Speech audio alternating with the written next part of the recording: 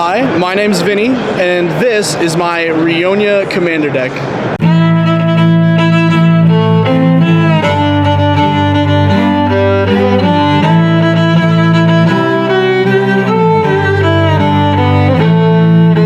Anybody that knows me knows I love ETBs, and I didn't have any red ETB decks, so that's kind of how this came into being. The way I like to introduce it is, it's kind of like Storm if your payoff was creature copies. It's a little bit worse than Storm, but that's fine. We're not playing for optimization. I say that as I have a Dockside Extortionist, but it's, yeah. So I love Humble Defector because, you know, you can definitely use it as a political tool, which I definitely do occasionally.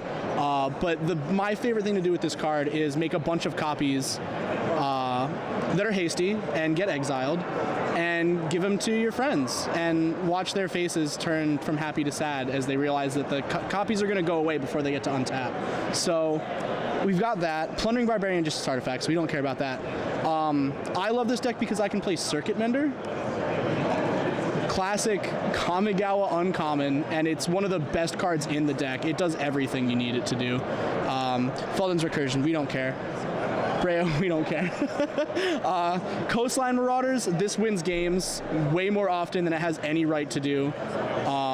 It's especially great when you have, like me, an LGS full of people that do nothing but get lands and get lands and get lands and don't actually have a win con. So it's just wonderful to be able to punish them in some way, shape, or form. This card, I just think everybody should have a card in their deck that just wins the game. I think it's a form of self-care sometimes. So no matter how badly you could be doing in a game, you know, I could have nothing but my commander on the field. I'd stuck on 5 lands all game, and if I draw a Combat Celebrant, I win the game, and that's wonderful. Imperial Recruiter, you need a tutor. This card actually just says get Solemn Simulacrum. And my friends and I have a joke about this deck that the real goal is how many copies of Solemn Simulacrum can you make in a turn. My record is 6. If you can beat that, please, I want to hear about it. Skyscanner is like a worse version of Circuit Mender, but that's okay. We won't hold that against him.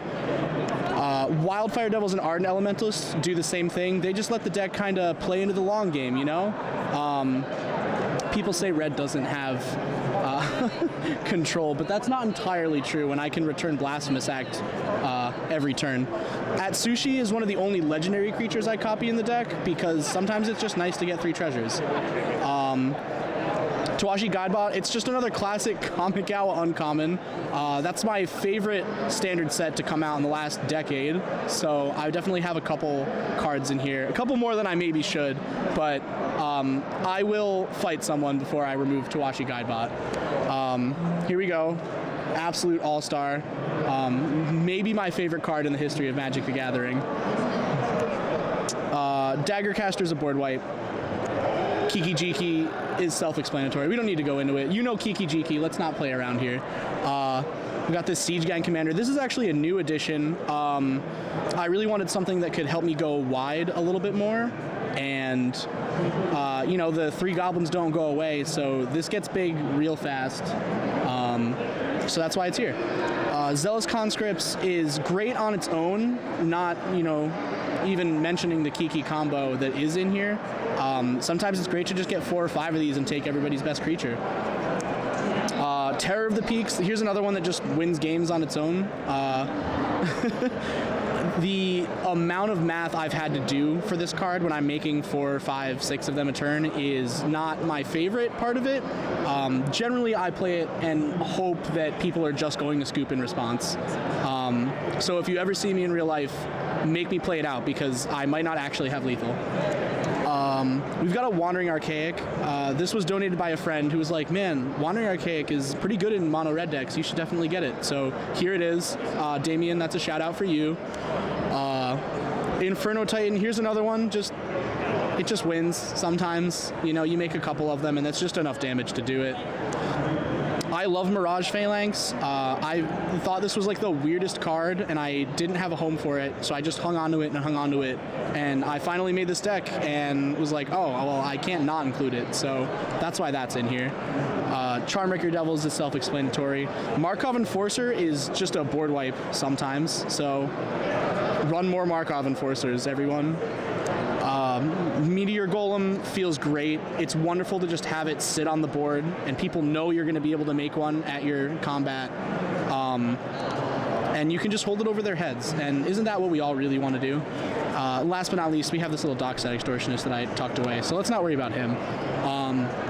I'm not running very many enchantments. This is a pretty tight list.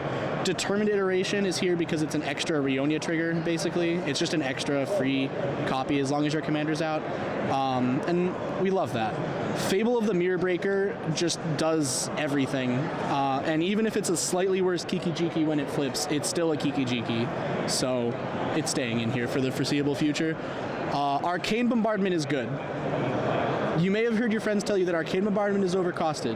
Arcane Bombardment has too many restrictions. No, I'm going to tell you right now, Arcane Bombardment is good.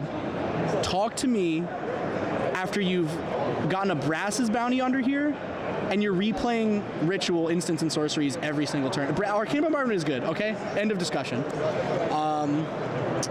Onto the instants. Some of these are just, we're going to rip through them. That's a Ritual. That's a Ritual. We'll get to those. We'll get to those. That's a Ritual. Big Score and Unexpected Windfall are basically Rituals in this deck. And then, yeah, you know, Chaos Warp for removal. Valakut Awakening's a wheel. Sometimes you need it. Invoke Calamity, I was kind of on the fence about, but this card actually does a lot of work. I oftentimes forget that it lets you cast stuff from your hand as well. But that's like maybe one of the best parts of this card. And sometimes that just means casting 2 instants and sorceries a turn, which is what this deck really just needs to do occasionally. Cathartic Pyre, it does a little bit of everything. We love to see it. And, you know, Deflecting Spot is also self-explanatory. As for the sorceries, Faithless Looting, you know, I saw a lot of people talk about this art and whether or not they liked it. I think this art fucks, so here it is. Shattering Spree is here. Gamble is here because I love to gamble. And I will cast this for my win condition with one other card in hand, and I will lose. Strike It Rich is great. Lovely little cantrip. It's Storm Count +1, and isn't that just what we all want? Mizium Mortars, I run this in every red deck. Who doesn't? Seize the Spoils is just another Ritual. I love Wheel of Misfortune. It's really fun watching other people read this card and then say, wait, what the fuck is that doing? And then go back and read it again. Jessica's Will is here. Seize the Spotlight. I almost cut this from the deck, and then it won me a game. So it's earned its spot and is staying for the time being. Another 4-mana discard, draw 2, make 2 treasure. I just can't wait to see what version of that card they're going to make next. I've got a Mizzix Mastery, because, of course. Ignite the Future, of course. Gotta run a Mana Geyser. World at War is maybe the best card in the deck. I feel like I've said that 2 or 3 times, but this time I really mean it. It's so many extra combats for only 5 mana. And also it's a free additional Rionya copy for all of those extra combats. So it's great. We love World at War. More people should be running Volcanic Vision, I think. It's a dirt cheap card and a board wipe in red that doesn't hit you and returns an instant or sorcery. Run Volcanic Vision. It's literally pennies on the dollar. Here's Brass's Bounty. This was my Ixalan pre-release promo, so I have a lot of love for this card. And of course I'm running Blasphemous Act. We're just gonna rip through the artifacts. Soul Ring, Arcane Signet, Fire Diamond, blah blah blah. I'll get to the interesting ones, I promise. Ruby Medallion. Yeah, Ruby Medallion. Culling Dais is great because the Rionya copies just get exiled, and you really don't want that happening. You make a bunch of Solemn Simulacrums, you want to draw the cards. So we've got a Culling Dais in here. Swiftfoot Boots, Lightning Greaves, you know, Commander staples. Idol of Oblivion, it's card draw. It's red card draw. Come on. Ashnod's Altar, you know, same thing as the other altar, all those altars, you know what I mean? And then, of course, we're running Sundial of the Infinite because I don't like having my tokens go away. Most of the lands I'm running here are pretty standard. Notable exception is I don't think I see enough people run these, especially if your deck's trying to do the thing nice and fast. I think people are afraid of their lands going to the graveyard, and it's just the same thing as missing a land drop, but you get 2 extra mana for 2 turns. Like, come on, who doesn't want that? Den of the Bugbear is great because, like, you can just have creatures after a board wipe. You know, you play your Rionya out again and just animate the land. I'm running an Ancient Tomb because I have one, but I don't know. Sometimes I take it out for casual games because some people don't really like running against Ancient Tomb, and that's fine. Arcane Lighthouse, you gotta target stuff. Reliquary Tower, I draw so many cards. This deck has no right drawing as many cards as it does for a red deck. Gaia Reach Sanitarium, sometimes I like to pretend I'm a group hug deck, so that's what this is doing here.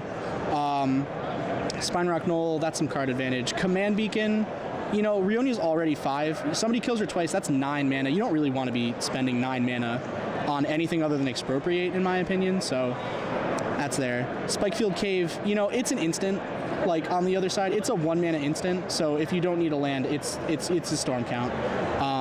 Blast Zone is great. I most often use this to get rid of Soul Rings, especially if I don't have one, so 1 more Blast Zones. Kill your friend's Soul Rings. Castle Embereth, you know, this, especially now that I have that Goblin Siege Gang, like, this can get pretty scary pretty fast, so Castle Embereth's here for that. Emergence Zone, just great to do all the scary stuff on your opponent's end steps, you know? I think we all know that at this point. And I am running Shatter Skull because it's a sorcery and a land. Arch of Razka, I get a lot of hate for this card. People say I should take this out. I think it's great. It's fun to have a mana sink. And then, of course, we have my Valakut package.